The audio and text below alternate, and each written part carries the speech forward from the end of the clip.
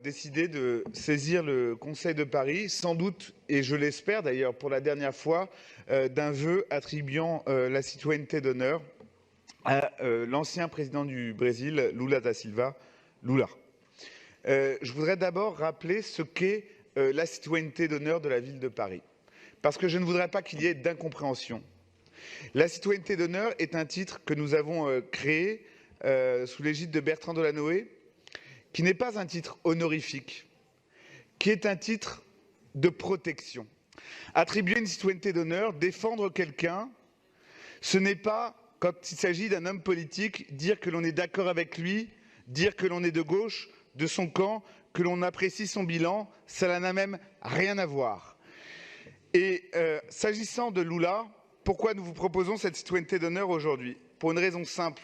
Non pas parce que c'était un grand président de gauche d'un grand pays, non pas parce qu'un pouvoir funeste a pris sa suite, mais tout simplement parce que nous avons aujourd'hui la conviction, à la suite des révélations faites par le journal The Intercept au mois de juin dernier, que l'enquête qui s'appelait Lava Jato, qui a visé le président Lula, a été motivée par des considérations qui étaient purement politiques, pour empêcher celui qui était alors le favori d'une élection présidentielle de se présenter, de le déclarer inéligible et de l'incarcérer, et qu'il est encore à ce jour incarcéré.